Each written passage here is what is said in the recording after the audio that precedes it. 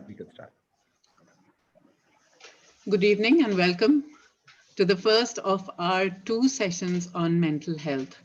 When we were planning our October calendar, the idea was to focus on a few difficult conversations, those around a largely ignored and neglected sector, rural India and its farmers. That's what we began with on the 2nd of October.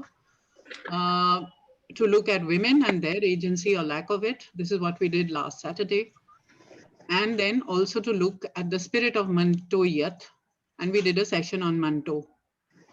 As somebody who has always confronted issues that may be troubling, may be contentious, but he's done so without apology and without mincing words.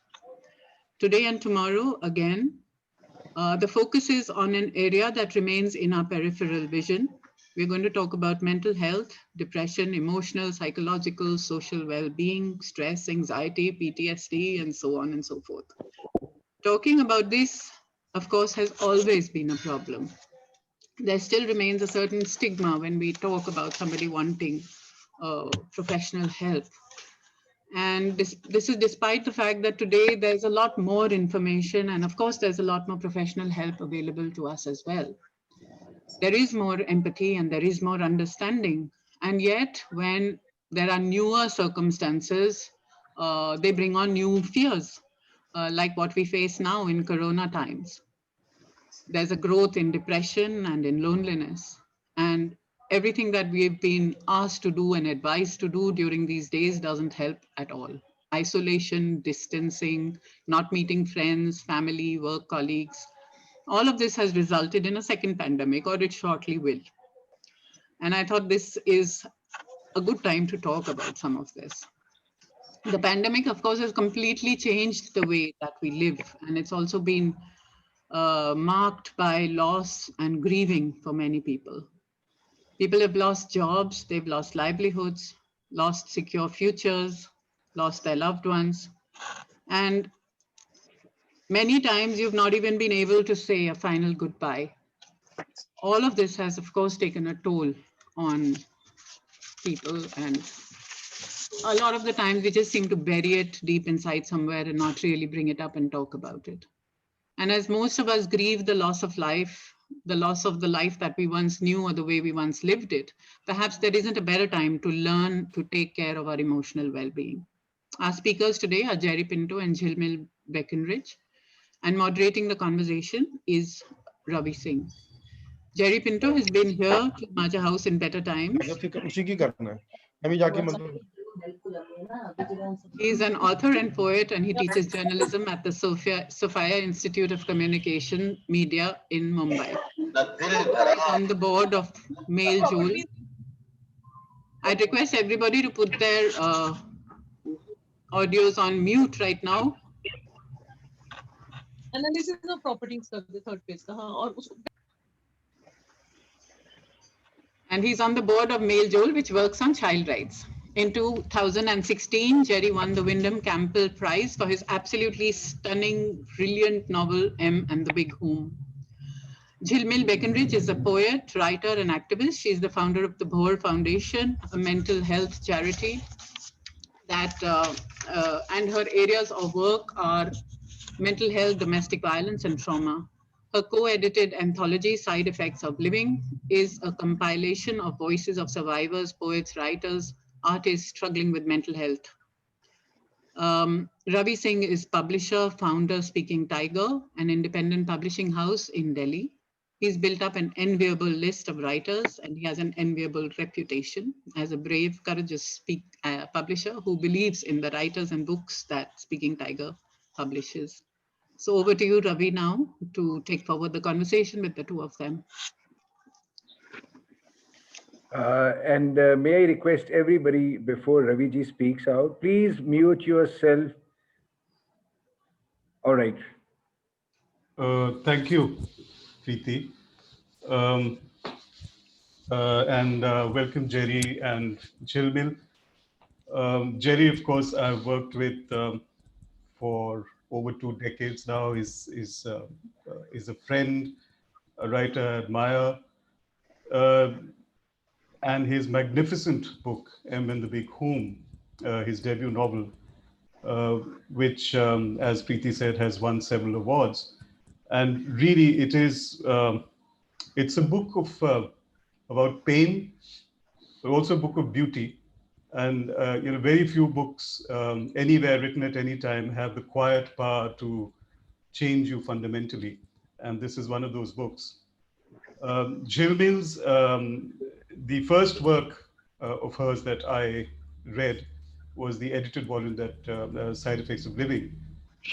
And then after that, I read her poetry and particularly Reclamation Song, that collection. I hope she'll read from that collection. What I wanted to do was just ask each of you a general question, and then if you could read from your work, and then we could carry the conversation further. Um, Jerry, of course, as Preeti said, in these times, pandemic, isolation, etc., and therefore these issues which of mental health, mental affliction, psychological well-being, or fragility, which are often ignored or sensationalized or romanticized. So those now are a little bit in focus, and so people talk about them. But I think what I would want to ask you is the novel that you wrote. It draws upon your family history and upon your mother's affliction and the family living with it. And fundamental to it uh, is love, and that is what I wanted to ask you about. Of course, we'll come to the second part later about love not being enough, which you could talk about, for somebody who's afflicted. But love, however difficult it is that essentially what will see everybody through I think, when they are in these situations where either they're afflicted or you're living with somebody who is?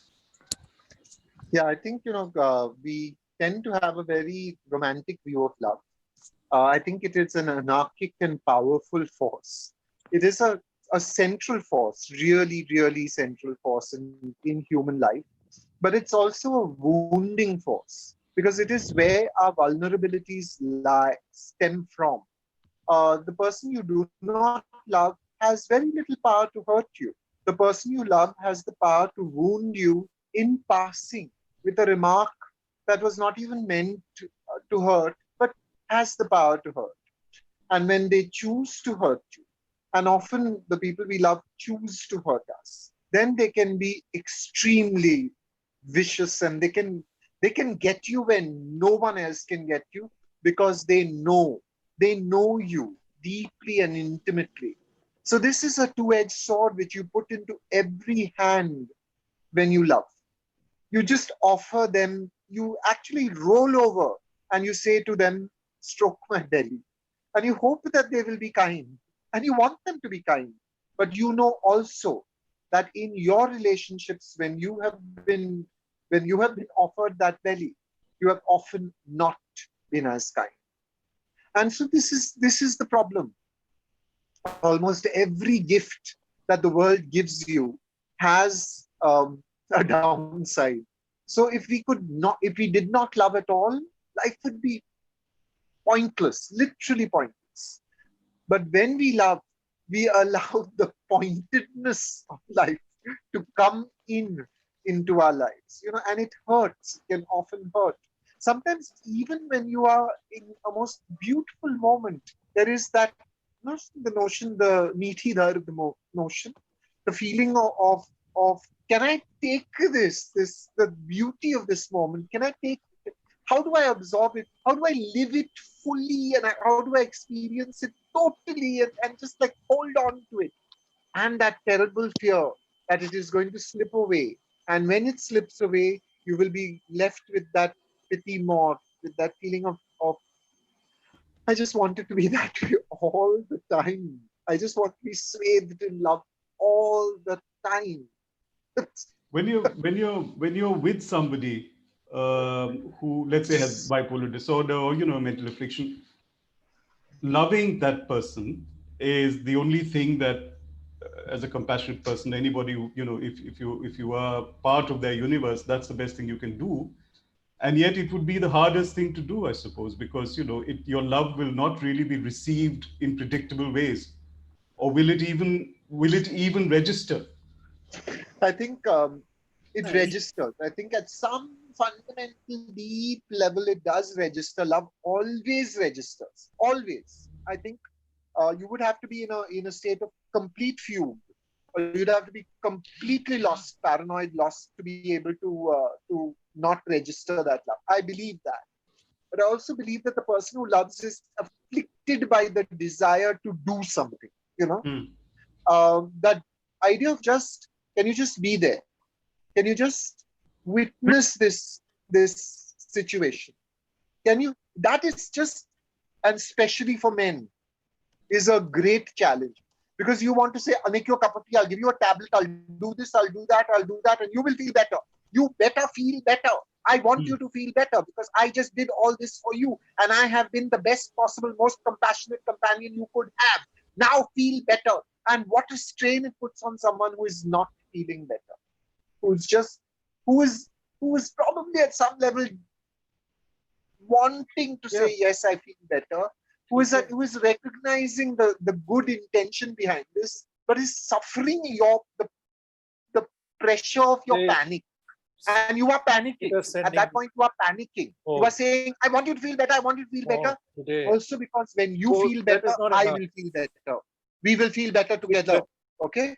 So there's some compassion and there's some self-interest as well. And we never ever come to a situation with completely clear, clean motives. Neither does the person who is suffering. That person is not an innocent, beautiful, fragile flower. They have mixed motives too in that moment. We're all struggling with this. So this idea of just sakshidari, of just being there, that is almost like you have to struggle to achieve it. You have to struggle to just be present and be calm. It's the most challenging thing there is.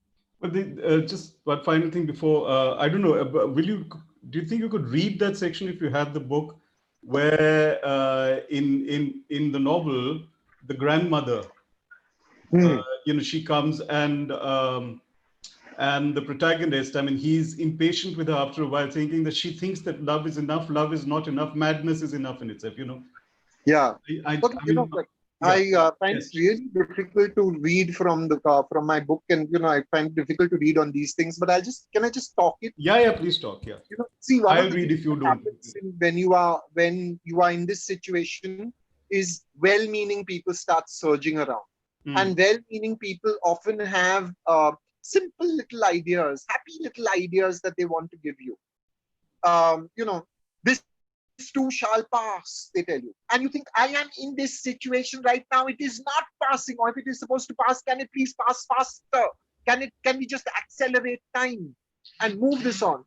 And there is the protagonist's grandmother with her king who had a ring, and the ring said, this too shall pass. And he looked at it in good times and he looked at it in bad times. And you want to say, now look at your ring. Now you're being hurt by your daughter, by the daughter that you love, because she's in that state where this love of yours, this love is tasting to her of your desire to have a perfect child, of your desire for this to all be perfect. And she's spitting it out at you. And she is trying to hurt you. Love is not enough at that point. Madness is enough. Madness is self-sufficient. You're locked inside that. And everything outside, everything that is happening, the rational world, people telling you that, this too shall pass. People telling you that this is just biochemical. People telling you this is not you. People telling you all the nice, kindly things that kindly people want to say is not reaching you at all. It's very difficult for both people, for everybody. It's very difficult. And to be able to start by saying, this is difficult, not just for that person, but for me as well. That begins the process of healing, because you will also then start a process of self-care as the carer, to take some time off, to say to yourself, yeah, I slipped yesterday and I snapped, but that's yesterday, and I'll let it go. I'll forgive myself, and I'll see if I can do better today. I'll just see if I can do better. I won't set a standard of perfection, but I'll see if I can do better. So that's self-sufficiency, to step out of the self-sufficiency and to be able to say to yourself, this is the situation. Let's see what we can do with it. Jilmil, if can I just extend this and talk to you, ask you the same question. I can't. Can you hear me, Jilmil? Yeah, I can hear Yeah. you. Okay. I can hear you. Yeah.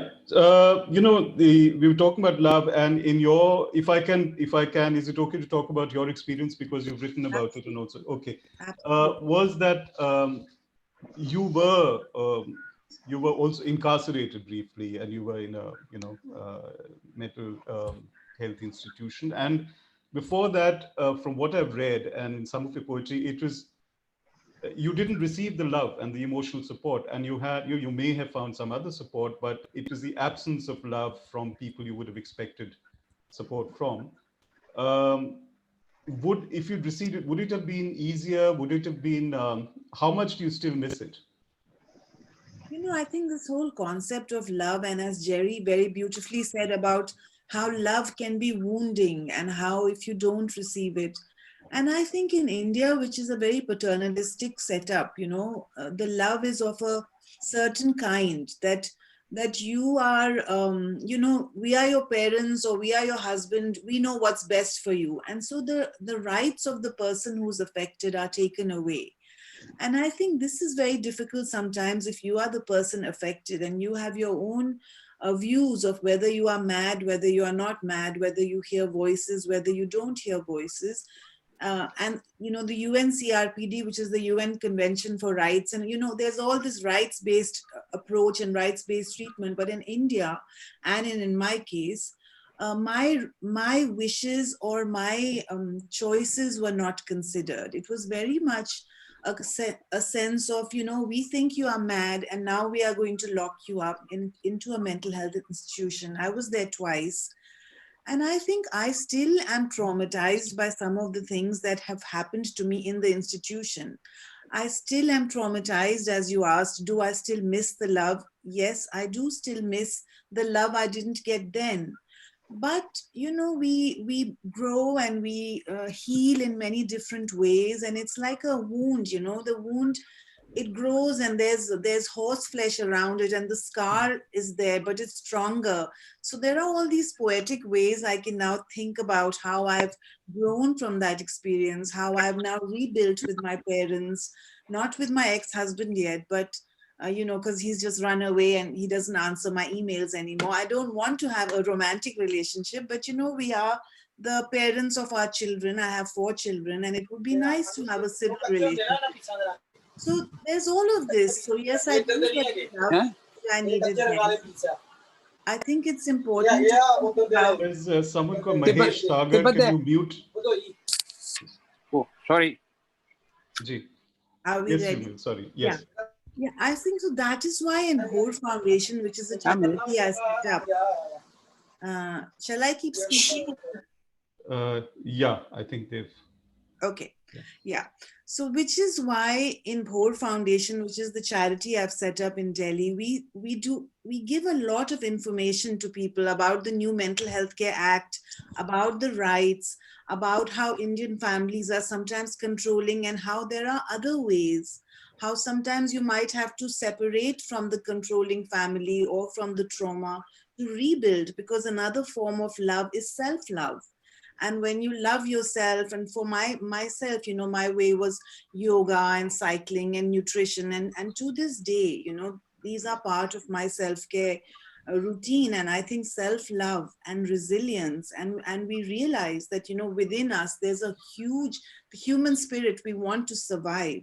There were many times I came close to death. My children were kidnapped. I was living on the streets for 2 years. And I was like, what is going on? And I come from a fairly privileged background. But there's something inside which keeps us going. So maybe there is a light shining inside. And I'll just go to, tip off the hat to Jerry's book, The Book of Light. And I think there is a light in us all. So I think that's... There is just one... before you have your poems, would if you could read from those, but before that I just wanted to just very brief sentences from the introduction that you've written to Side Effects. And I'm now reading these because by love we don't mean only intimate love of immediate relations, but also the kindness of strangers, of not just caregivers who are related to you, but caregivers or professional caregivers, their support and love and empathy. And also, here you've written towards the end, in conclusion, let's be vulnerable together. Let's be human together. Living comes with risks, yes. Living comes with risks. Let's see what the side effects of living can be. And this thing of let's be vulnerable together as a world, as a society. I think that's a lesson that everybody needs to learn. I mean, the hardest, I suppose. So I just because I really liked those, that thing of let's be vulnerable together. So. I think also we are surrounded in a culture of toxic positivity, that this capitalism driving this culture of toxic positivity, like it's really important to be well and to keep doing, but I think it's okay to hurt a little, to be vulnerable, to show your weakness, to say, I'm not okay at this point, and to take that time to heal, to recover, to be as you are. And I think the world needs all of us in different ways, different capabilities, different sizes, different states of mind. So I think that's important. Could you read a poem or two of yours? Yeah, sure. I will read a poem. This poem is called, this is from my collection Reclamation Song. And in that there are a fair amount of mental health poems, as well as other poems, love poems, poems about India and how I'm horrified by India and the saffronization. But today I'll read a poem called Button. And Button has been performed on the BBC. It's gone to a lot of literary festivals here. And it talks about the patriarchal nature of India, maybe, and how women are considered objects. But it's also a mental health poem. Button. Persuaded to try medication, very few side effects, no problem. Dr. Atul smiles at your husband. You are just a possession, a car to service, a house to maintain. He proudly leads you home, 10 mg of this and that, and a brand new wife. Your voice does not matter, the thickening tongue, the diminishing libido, your body not your own, your limbs swim in treacle, your mind anesthetized, your smile pasted. The new improved wife, model 101, will last without complaint. Just press the button. So this is one of the poems which talks about husbands and people, medicating them, and the doctors being in collusion with the caregivers, to the caregivers and not to the person affected.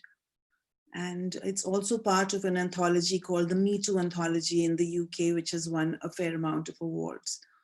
So I think these are all ways to look at mental health and rights. And yeah, I can read more as well, but I think you may have other plans for the panel. We can't hear you, Ravi. I hadn't unmuted myself. Sorry. What I'm saying is we'll come back to that, and that, if we could read as we go along. But Jerry, I wanted to speak to you about something that Chilmil mentioned. Is that she said, she was talking about her experience, and then she qualified that by saying that that she was a person of, what you would say, some privilege in terms of having access to support networks, which may not have worked, but they were available, a certain kind. But when you were doing, Jerry, when you were doing the Book of Light, putting together, essays written, autobiographical essays written by people who were afflicted in some way, or those who were living with them.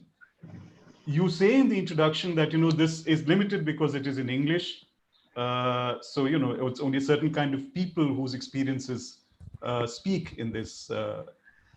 And also in the novel, and even otherwise, when you've spoken in the conversations we've had, you've actually said how difficult it must be for people who are not privileged in terms of class, who have access to, to treatment. And a vast majority in India wouldn't have access to that. Not just because psychiatric care isn't available, but also because the vocabulary doesn't exist for action by psychology. So if you could speak a little about that, because that I found fascinating, because most people don't even think about. They'll understand that, yes, let's say in a village, a woman doesn't have a psychiatrist to go to, but would she even know that such a person exists? And if she did go to such a person, would she be able to understand the questions that were asked or explain her situation? I often used to wonder about this when I was sitting in Ward 33 with my mother, when we would take her there.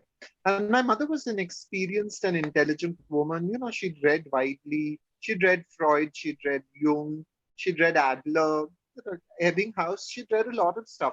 So when they asked her about say, her sex life, she would talk about her sex life very, very normally and in the way that middle class and a kind of reading middle class would talk about it.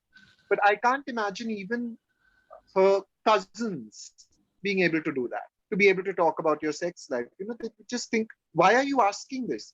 And if you are considering that there is already a person who is frightened, who is outside um, her normal space, and is now being confronted by the possibility that they're going to a madhouse, they're going to a mental ward, and anything might happen in the mental ward where there will be people dancing in odd ways, because that's the only images that you had at those times of those of these spaces, the ones that they were in Bollywood. How are you going to parse any of this? So this conversation that we talk about with such ease, that there is so much more happening, this conversation is largely English, and it is largely restricted to us. We are talking about ourselves, and we are talking about ourselves sometimes. I mean, I'm very glad that this conversation is happening, because it must happen, but we have to broad base it. We have to be able to, I don't know, somehow, how does language catch up with this? This is the thing. I think legal language and the language of mental health are central. We need to be able to say these things. We need to be able to talk about masturbatory fantasies. We need to be able to talk about the possibilities of transgressive thought processes that may happen.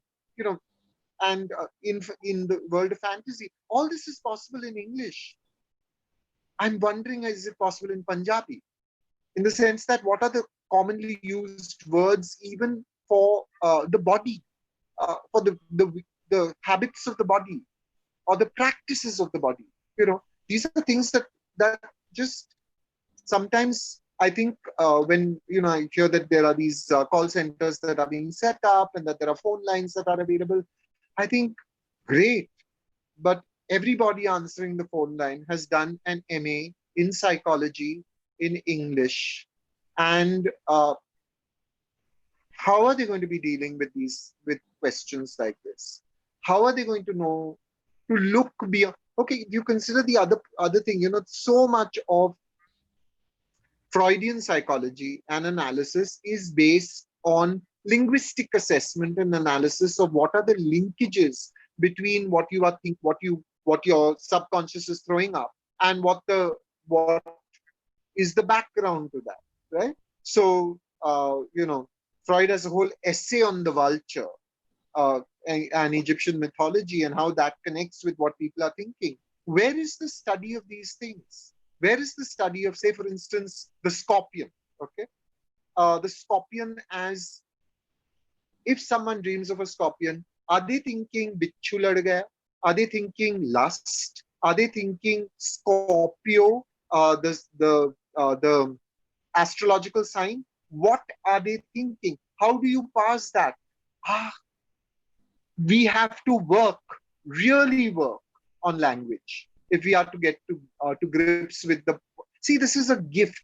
This nation of ours is a gift, because we have these this wonderful multiplicity of languages. But the gift comes with a challenge. If everyone is to be served, we are going to have to be able to figure out a way to say schizophrenia without having to worry about whether people know say CHIZO is pronounced schizophrenia and it is not schizophrenia or schizophrenia.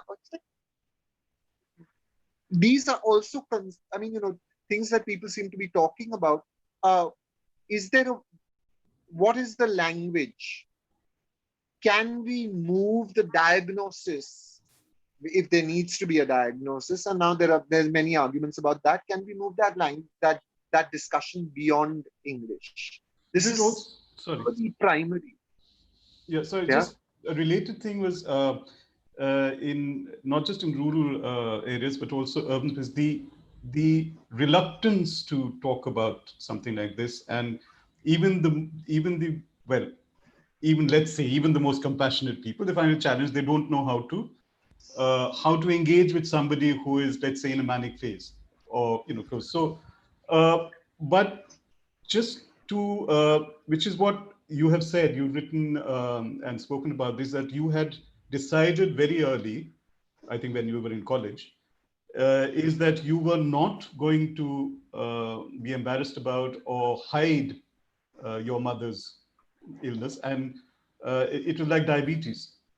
So like diabetes is an illness that can be managed, or people try to manage. There is this, and how important is it for that to become something that isn't a kind of knowledge that comes to someone like you after years of difficult experience, and then this wisdom? It should be common knowledge. Can't we make that? Can't at least society or the public, the media that we have now, can't they do that? Ravi, it's so much deeper than that. I was so naive at that point.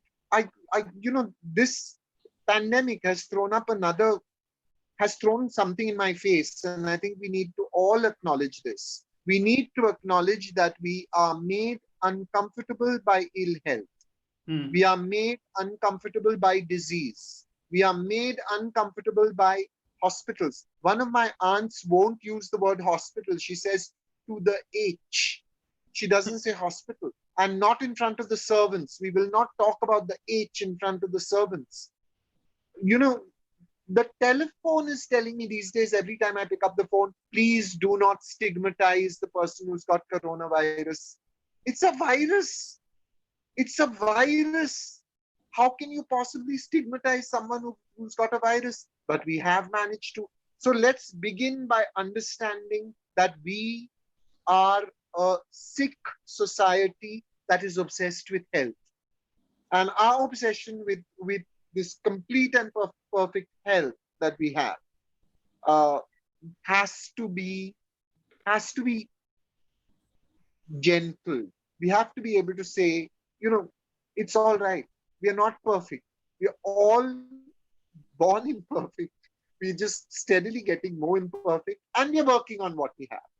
That's an important thing. That's how but it seems like, the standard response to how are you is fine, no? How about if we stopped that to begin with, and we said, if someone said, how are you? You said human. I'm human. I'm fine a lot of the time. Some of the time I'm not fine. Some of the time I'm really unfine. And you don't have an hour, so I can't tell you.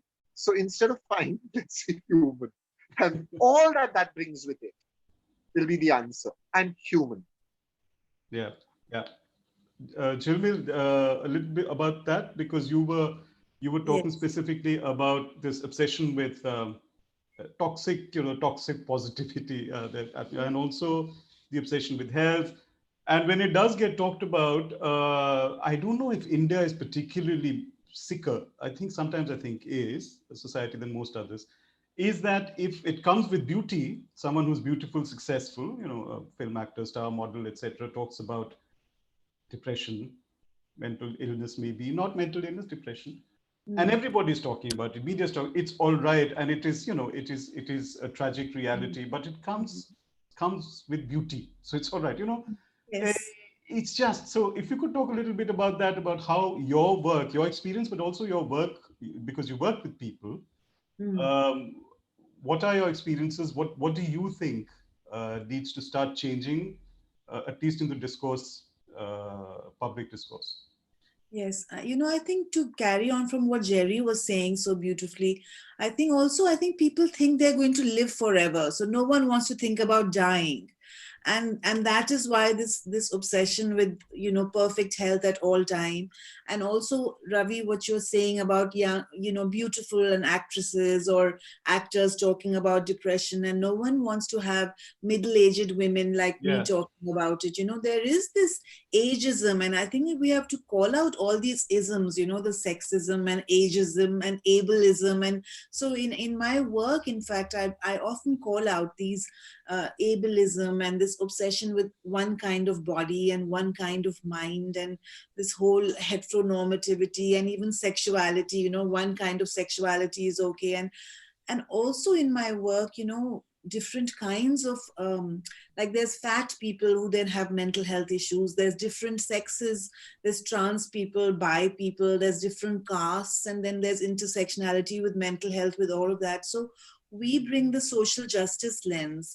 But yeah, I think definitely India is sicker in many ways because we don't want to acknowledge a lot of the problems we have, like I mean, like yeah, what is this nonsense of, if it was extended to mental health, it isn't yet, but what is the nonsense of Divyang? I mean, and so what term are you going to come up with, a term of denial yeah. for mental illness? Yes, I know. I can't even imagine what the government might come up with, but Divyang is absolutely not okay at all. And all the activists, and a lot of my friends are disability activists, they're like, this is not okay. And that is why, like in the West, we have things like Mad Pride. And until very recently, I was heading something called Mad in Asia, where we are accepting the label mad and saying, yes, I'm mad. And in universities in Canada, etc., there are mad studies and mad scholars who are, proudly accepting the label. Yes, I live with a mental health label, whatever it may be, and they go under the generic name of mad. But in India, the word mad has all these other, "wo to pagal hai" and all of that. So there's, so we have to bring these conversations, and I feel we should start doing a mad pride, just like we have queer pride now in India. We should do mad pride. So these are some of the things that through my work at Bhor, we are hoping to bring these conversations out into mainstream conversation, and also to start talking about it. And I think that's why the book Side Effects of Living has been received so well, because so many different people have talked about it. And even now, people are still reaching out to me and saying, thank you for this book. And so I think it's making a difference, because people are feeling heard and they are not feeling invisible anymore. A lot of the times, when in popular media and in books, there are no disabled people, there are no mad people, there is this feeling that I have to hide it because no one else will understand. But when we start bringing these conversations into our books, talking about it on shows like this, speaking about it, I think, and also having middle-aged women like me talking about it, I think it all helps, because we need to know that it can affect anyone. Mental health issues and distress can affect anyone. It doesn't come to you at a certain age, a certain class. And I just want to also go back to what you all were saying about language and villages and all of that. I do know that there is work happening now in say Gujarat. There is the program called the Atmiyata Project, where ASHA workers are being trained and they are learning the lay language. And all of this is important, so they are doing it in the vernacular. And ASHA workers are being trained as lay people offering psychological counseling and all of that. So there are baby steps being made, and I'm working with some of these people, and I know of these projects. So there is there is progress, but we have a long way to go, a long way to go. There's a little, can you just very briefly, can you talk a little bit about your work you said with prison inmates in prisons? Yes, of course. So the work we are doing, that I'm doing more here in the UK, but also a little bit of research has started in India. I'm taking poetry as an intervention into prisons and into mental health institutions. And in my own case, I noticed that when I accessed poetry or when I started reading and writing, it helped me. And then I studied that there is a science behind healing and, poetry as medicine. And Apollo, the Greek god, was the god of both poetry and medicine. So there must be some linkages there as well.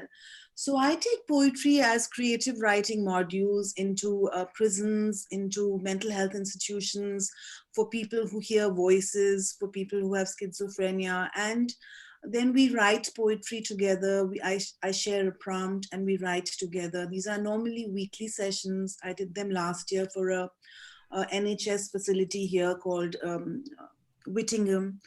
And and in India, we are now doing research on how there is intersection with mental health when people are incarcerated, how there may be a propensity to have greater mental health issues, and how prison wardens and prison staff is not really at all cued and not at all capable of dealing with it. So we're doing some research and trying to collect voices from inside and try to collect, what's going on and how can we help, and possibly take poetry as an intervention into Indian hospitals and Indian prisons as well. Right. Jerry, because of your work with Male Joel, and also otherwise you've actually been working with young people. Recently, and it isn't the first time, it's just that I remember it because it was recent. There's this girl who would have been 10, maybe 11, and she attempted suicide. And this was not far from our village in Himachal, so it wasn't an urban thing.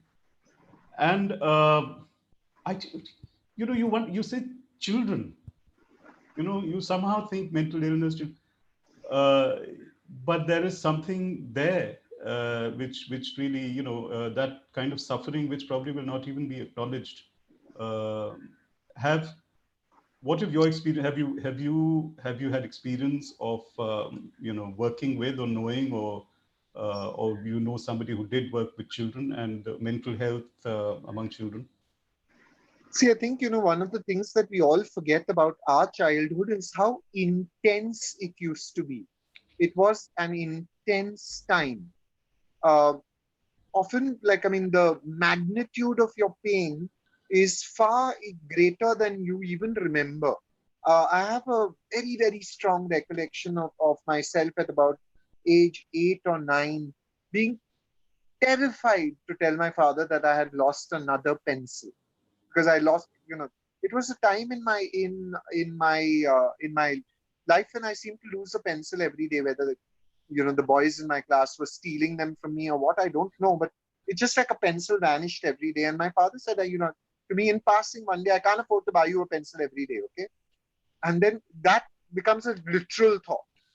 My father cannot afford to buy me a pencil every day. I better keep my pencil safe. Pencil gets kept safe for a couple of days. Third day, it's gone again. And you are panic stricken, literally panic stricken. And you think, this is the end of the world. I have lost a pencil. I look back on that child I was, and I think, yeah, you just lost a pencil. It's okay. Now, first, we tend generally to link mental health issues and childhood with very specific, straightforward things. We say, for instance, she failed her exam and so she tried to kill herself. Say, for instance. But there will be 98 other children who will fail their exams and go out and play and say and do nothing and not be worried. Why is it that those 2 children who do fail their exams have that strong response of wanting to kill themselves? Okay, that is the central question. The question is not about the causation. The question is about the substratum. And now this is another thing that I think we need to acknowledge in India, which we are not acknowledging. So much abuse of children. So much abuse. Yeah. All over the place, unrecorded. And I think this also causes a great deal of anger. And this anger pours out later against authority figures.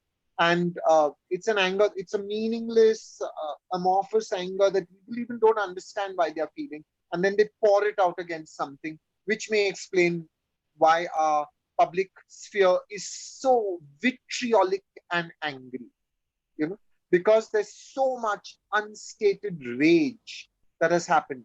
Uh, Time and again, people have told me, my students have told me about things that happened to them, parents who, Devaki Jain's book that you just brought out, Yeah. Devaki Jain's book records an instance of this. Uh, and the response of the family is just to, at least they protected her, made sure that she was never alone with that uncle. But there was no action taken, right? There's another one in Shanta Gokhale's book, which again you brought out, One Foot on the Ground. There is an instance of molestation in this thing, but it's not something she records properly. It's not something that she pauses, and it happens and it moves on. But this tells me something. It tells me about a very sick society that needs, again, language for a parent and a child to communicate. Okay? So often our silence, the silence around sexuality, the silence around mental health is the predator's greatest ally. The predator can be sure that no one will talk about this. And that we've got to stop. Preeti, I wanted to, can we, when do you want us to open it up for questions? Yeah, if you have another question or so, then Well, I fine. will, Otherwise, because Jerry, get some reading. yeah, Jerry refuses to read. So I'm going to read a small passage from M. And this is, when we were talking about Chilmin, you were saying, and also Jerry, about just naming it, saying this is it, And there's this wonderful, this is just such a great book. So I don't know, but this is the page that I opened before we started. So she's, M is in Breach Candy Hospital, there's been an incident. So she's gone, I think, to get the lithium dose or whatever. Anyway, there. And then there's this young man sitting next to her.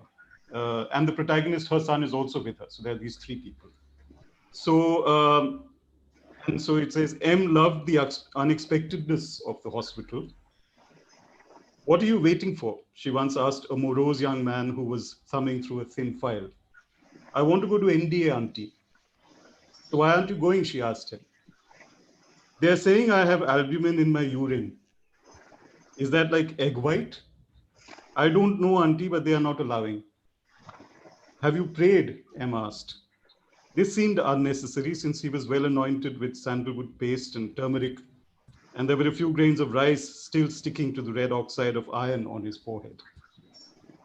Yes, auntie, I have promised to write God's name 1 lakh times if I get into NDA. What is NDA? The young man looked startled. Auntie, you don't know? It's National Defense Academy. Oh, M was not sure she approved, but she rallied. I will pray that you get to do what is right for you. What about you, auntie? I had a nervous breakdown and tried. I began to hiss a little at such promiscuous revelation. This is the narrator, the son. Don't mind my son, he's shy. I tried to kill myself, so I have to take pills and they have to examine my blood. You are mental, auntie? I bristled, but my mother didn't seem to mind. Oh, yes, yes. Oh, good. My Buaji says God listens to the prayers of mentals because they are touched by his hand. How nice. You hear that, Baba? I was touched by the hand of God, and I have a hotline to him, according to this young man's someone or the other. I will pray right now. Only the young man hesitated. He seemed to be assessing us. Then he took the plunge. My Buaji is Muslim, and I am Christian, and you are Hindu. So, means he is wondering whom you will pray to, I said to M. She looked at me, then at him. I will pray to your Buaji's God then. I will pray to Allah, she said. Did she? I would have prayed to any God at all, if I could have been handed a miracle, a whole mother, a complete family, and with it, the ability to turn and look away.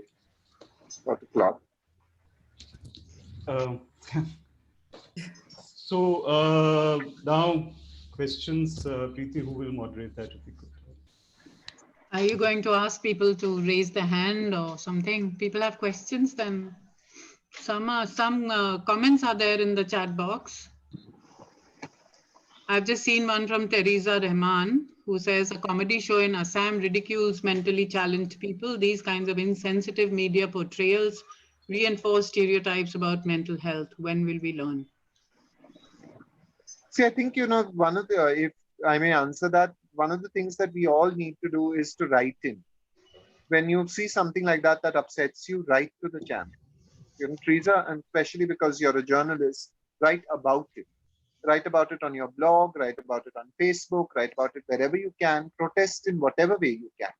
But don't remain silent. That's the first thing, I think. Because, the media is, when I was in a newspaper that, sold millions of copies, we were still responsive to letters. When a letter came in that talked directly about an article that you had written, it immediately talked to you.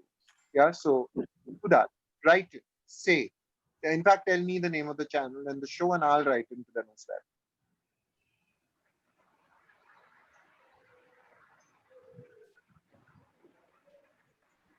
Anyone else has a question? Please raise your hand.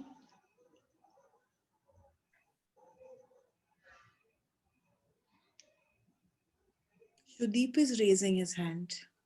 Sudeep, you want to ask? Sudeep? Preeti, can I ask? Yeah, please.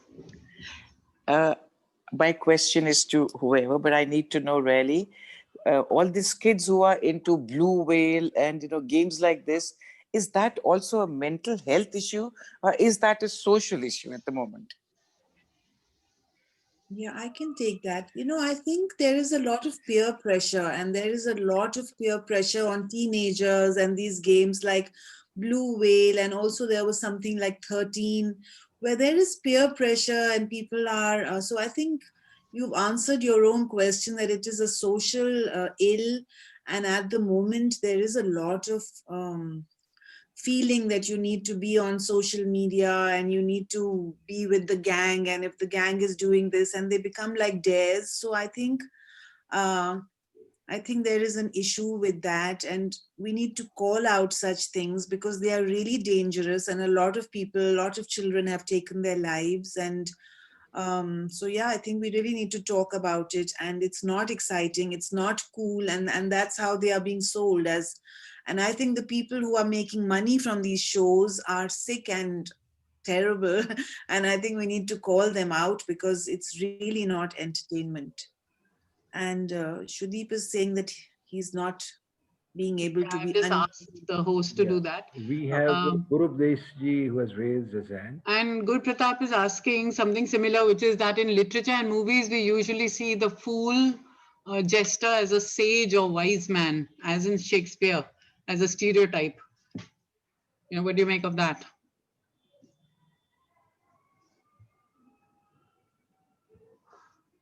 Does somebody want to Jerry, respond to that? he's speaking but he's muted. yeah, Jerry is muted. He's speaking. No, yeah. If I could answer that, I mean, see to answer, just to add to what Jilmil was saying so beautifully, I think there is no mental health issue that is not also a social issue. Both these things are interconnected. You do not have mental health as one silo and social issues as another silo. They interact with each other, and the society you live in is going to produce a certain kind of situation which will exacerbate certain problems and will not affect certain problems. As for the idea of the wise fool, this is a trope that runs across civilization. American Indians, for instance, saw transgender people. The Native Americans saw transgender people as very important because they were twin souled. The transgender community uh, in was seen as very important in Mughal times. Things change, society changes, and then those people end up being pushed aside. We live in times where science and these things have become a kind of have a kind of hold upon us, and so those holds, need to be loosened and shaken up a bit. And we need to return to some of the older traditions, I would think. But we need to do that with some care, because you have to find a way in which to negotiate between these two extremes. Yeah. I think Sudeep Sen I wants think to ask Sudeep a has a question now. But Yeah, I just want to say that, I really admire someone like Jerry who had the strength at that time to even talk about it when he was in school. And his book M was profoundly, I mean, it made a huge impact on me in many ways. Of course, Jill Mills put that book together of, where I'm in as well. I'll just give you a small example. All of us, most of us are sitting in very privileged spaces. We have support systems and so on. But even when I wrote the book, what came out as a book as Erotext, which Vintage Penguin published, the title of the book was something else. If you see the subhead, it actually talks about mental illness, disease, and the silence around erotica. There's and pedophilia. But the marketing people said, let's have a sexy title. Let's call it Erotext. Can you imagine? Of course, it went out as that, and then people think it's a book of erotic literature, contemporary erotic literature. But even at this level, one has to face marketing people and editors who we all know, who have to sort of intervene. The other problem, of course, is we have to recognize that India is really, really sick. The toxicity levels in our conversation is also very high. Take an example of Louis Glick winning the Nobel Prize, and you saw on the internet the number of people Indian writers who were sort of bashing out against her. And my thing was, why not just celebrate poetry's win? It's not about gender, it's not about, and these are similar aged Indian writers. There was a wonderful comment by a colleague of ours, a younger poet, and she said, this seems like, upper caste Brahmin men's misogynist club who would have wanted to win the Nobel Prize instead of Louis Glick. The same thing happens with, mental health. Jilmil, you've been incarcerated. I've been in institutions in my life, but we can't speak about it, I've been thrown out of the house so many times because you express these things. You can't even speak about it to your fellow writers at one level, let alone. So I think these conversations are very important. I mean, I salute Jerry for having written this book. The other book I want to really recommend is this one. It's a very good book. Yeah. It's called Touched by Fire, Yes. and it's written by this amazing poet doctor who teaches both creative writing as well as neurology in the University of Maryland, called K. Redfield Jameson. And the interesting thing about this book, if you must read it, the interesting thing about this book is, besides being amazingly well researched and beautifully written, every chapter opens with a quote from some of the poets we know. Byron, Shelley, Milton. We were all, in the poetry world or in a certain kind of creative writing world, we're all actually seriously mentally ill. But can we say that? No. So anyway, I'm just putting it out there. A larger conversation needs to take place even within the so-called privileged world. So I think Dr. Gurupdesh has a question. Yeah. Can I speak now? Yes, please. Yeah. In fact, I wrote the question here in the chat box, and I'll just repeat it now. Jerry, it was very insightful for you to say that people don't use their native language to talk about sex. To me, it seems like they are trying to keep a mental distance from the taboo subjects by using English.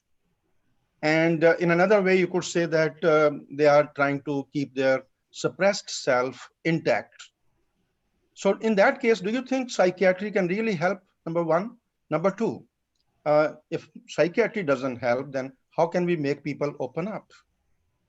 See, I think first of all, we have to somehow start by dismantling this idea of Indian exceptionalism, that we have an ancient heritage, that we are a pure society, that we are a wonderful culture, that we treat everybody beautifully, that we are just like, that we somehow just a little better than everybody else in the world, especially those mental Americans, especially those mental white people, who are always talking about their mental health and discussing their fantasies and all. That's just so sick. Nothing like that ever happens here in India. My God, my God, of course it does. We are all human. We are all human and we are all prone to the same sicknesses and the same illness. So if we could just begin by saying, brother, mon frère, mon son, blah, blah, to the world. To just like everybody. It's just like, yeah, incest happens in your country, incest happens here. Yes, homosexuality is, the whole debate about homosexuality seemed to have been, it is a Western thing. We do not do this here. It's like, really? Are you completely, are you just fantasizing? The Manusmriti mentions homosexuality. Do you want anything more than that? But constantly our claim is that we are somehow more beautiful, more innocent, more pure than everybody else. We've got to stop that. Once we can stop that, then we can, we can expose ourselves to the richness of ourselves. We can enjoy our own traditions. We can relish our vulnerability. We can turn to each other with open eyes and with wonder and with surprise and with delight and with shock also. When there is shock, we need to be able to say, I'm shocked at you, but I'm going to try. I'm going to work with this. If we could be just honest about these things, it would be wonderful. But we come clothed with our hurt. We are hurt. We are a hurt people. And we need to be able to say, I'm hurt. I have been hurt. And one of the ways that I have been hurt is to express a certain terrible pride about myself and about my country and about, everything that happens here is so wonderful. Can I put that aside and look at the fact that we've hurt each other as well? We have been hurt, but we are hurting each other. And now we should stop doing that. And the way to stop doing that is by beginning to admit that we are part of this big, mad mob of humanity that has so much wonder and which has poetry and art and craft and the ability to walk out into the evening and say, an afterglow has lit up the sky. How beautiful is this moment? I don't see a crow doing that, but we do. We can do this. And then we can come back inside and we can slap someone across the face. We can hurt a child. We can wound a friend. We have all this in us. We can choose in our association with the world to be kind. And if each of us just chose to be kind each time. Jerry, what you are saying is equivalent of, publicly disrobing yourself because we are wearing a mask. Of course, you're right. Yes, we are wearing our piousness. We are wearing our moral dogmas. And I think you want us to shed all this. I'll be completely naked before the people. How can I do that? That's what Indians think. Because everybody is naked. हम सब नंगे हैं. पर हम कह तो सकते हैं ना सर कि हमने कपड़े पहने हैं. कपड़े पहने हैं लेकिन झूठ के कपड़े पहन रखे हैं. Where your love, where your joy, where your interest in each other, where your excitement, where your empathy, where your question, where your sakshidari, where those parts of you which are so beautiful, where those, the sleeve, put your heart on it. And of course it will be hurt by some people, but it will be stroked by some people and loved by some people. How beautiful is that? Go out and throw your arms open a little bit, no? When people do that, they become Mahatmas. Why would you not want to? Because you could get hurt. Because you could get shot. Yeah, that's also the possibility. I'm saying vulnerability comes with a terrible, terrible human cost. But sometimes it's worth it. I think, Patricia, you wanted to say something? No. How are you? No. Hi, Jerry. So nice to hear you.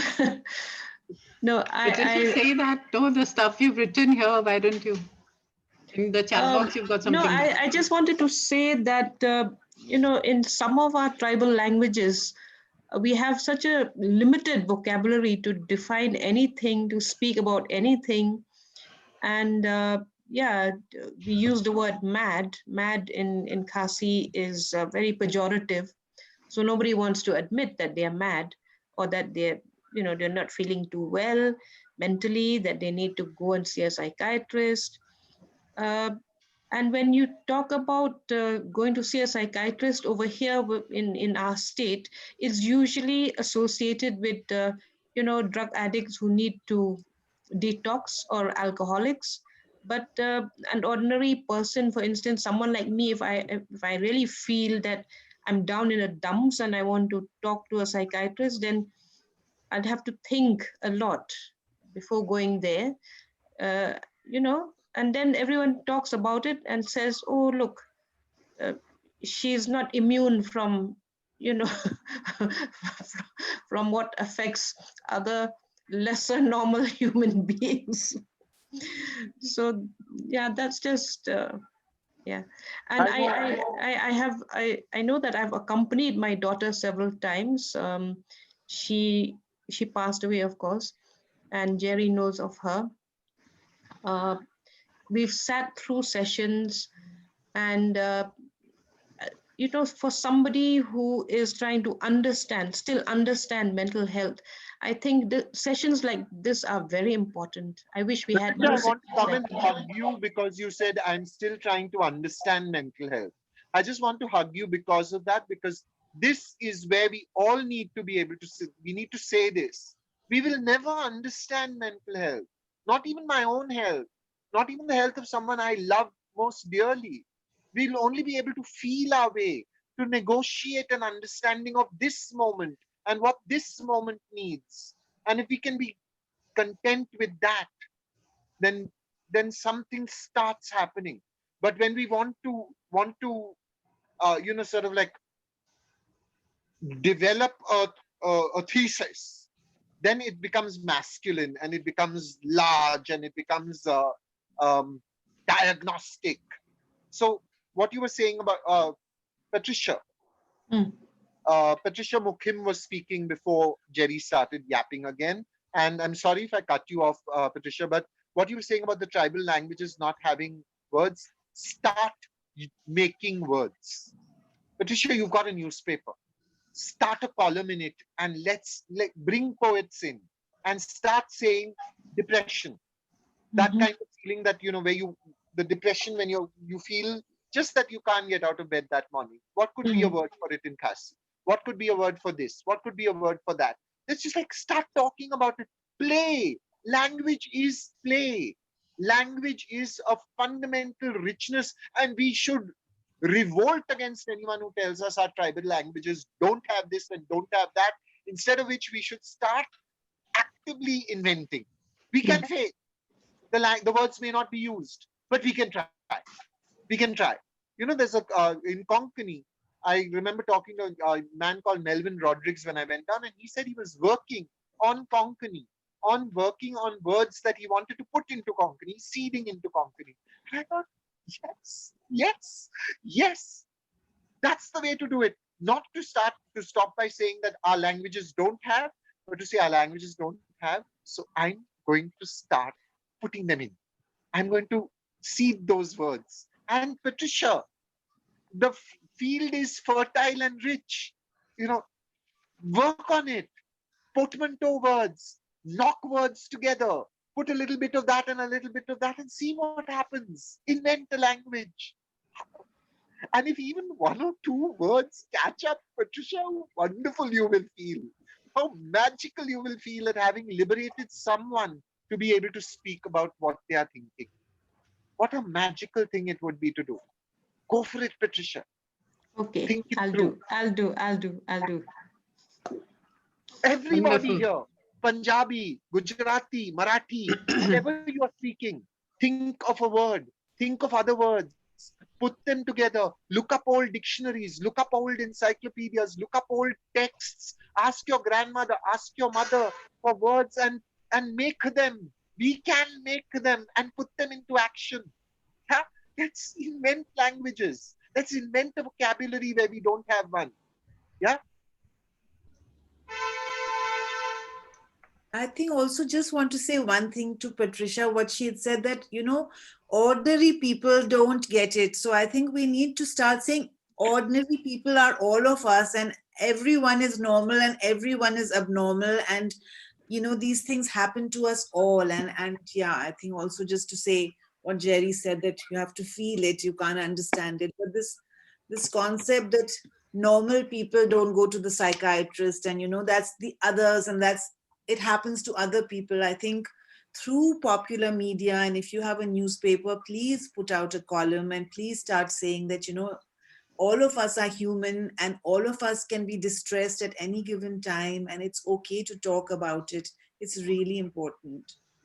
So I think here we should all pledge, as Jerry is saying, let's come up with all the different names and all the different languages. And we have so many languages, and India is huge. And I know in the Northeast, I have a friend who is set up in Manipur, in fact, I think it's called Yaol.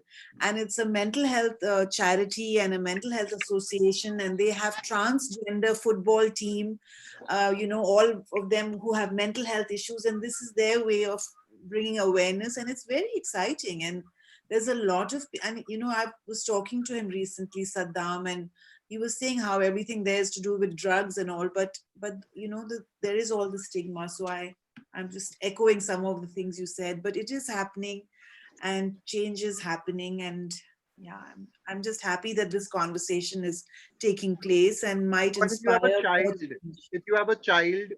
can you say to the child, how is your penis feeling? Can you say, is your vagina all right today? If you cannot say that, then understand that that child is at danger of sexual abuse. The language of the genitals, concealed always by parents in little words like nunu and popot and whatnot, yeah, signals to the child that those are not to be talked about. So when someone is actually fiddling with them, interfering with them, whatever, molesting them, they have no language to say, to tell you about it. No language. And no language means silence. And silence is dangerous. Silence is your enemy. Break the silence. Jeena Singh has given us two really lovely Urdu words for madness. One is divangi and the other is junoon. Both beautiful. Yeah. I So, like the idea of junoon because junoon has the connotation of madness, but without the pejorative sense of it. and So divangi, is lovely also, but divana Hmm. is also an abuse. Yeah. Yeah, Very but particular. there is still a beauty about it, like Totally. both the words. But Um, also, you understand that our attitude towards Urdu also has a lot of that is separate. our mental illness in there. We would like Urdu to be the language of beauty and of romance, and please butt out of the public sphere otherwise. Yeah. Yeah. Yeah.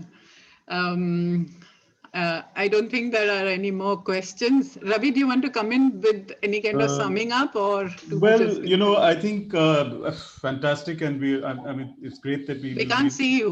You've Oh, gone away. sorry. Do you need to though? Anyway, uh, what I was saying was that it's great that we'll continue the conversation tomorrow. And many people said that this is not unusual, etc. And really, I don't know Kabir enough. Maybe he didn't exactly say this. Maybe I'm misinterpreting it. But this is how I read it, to say that देह धरे का दुख, अब जो पैदा हुआ है दुख सबको है, so it's nonsense to say that it's an affliction. Obviously some people, and but for the grace of God, as people say, that it could happen to anybody, and it does happen at different times to all of us, I would think, because we're born, and so things will happen, and if you're not going to care for each other, who is? So no, thanks very, very much, Preeti, for providing the platform for this. Jerry, thank you as always. And tomorrow.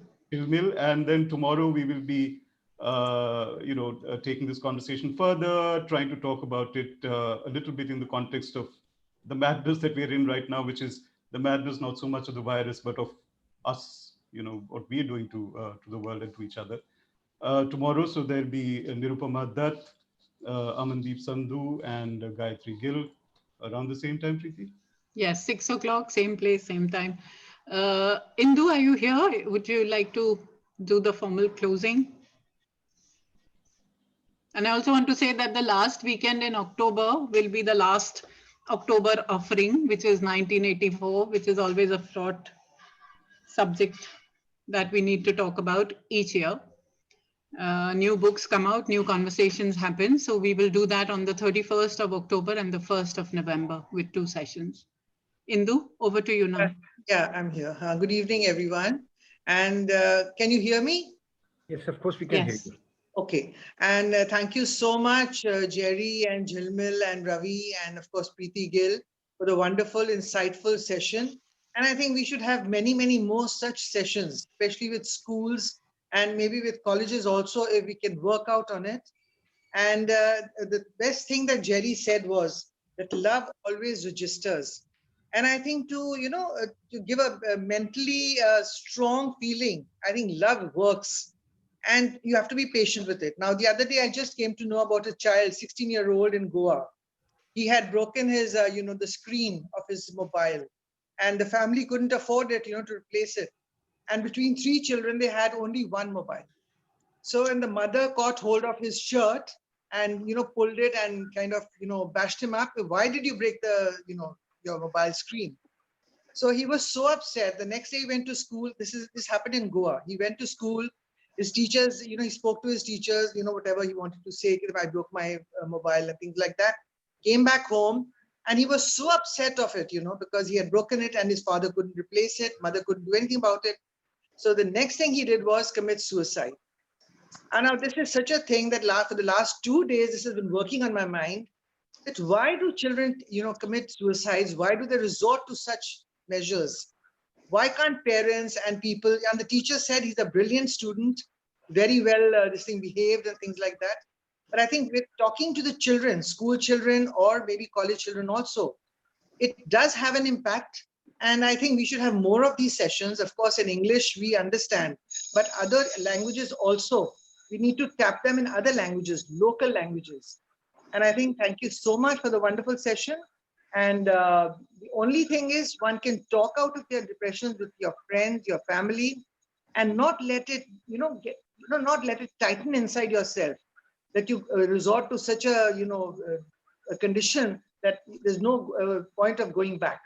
So thank you so much, everyone. Thank you, Preeti, for the wonderful session. And see you all tomorrow. Thank you. Thank you. Thank you, Preeti. Thank you, Ravi. Thank you, Jilmil. It's really nice talking to all of you. Thank you. Thank you. Lovely seeing you again. Thank you to Majha House. Yeah. Shall I say goodbye to everybody? Goodbye, everybody. Thank you. Goodbye, everybody. See you tomorrow. Yeah. Yeah.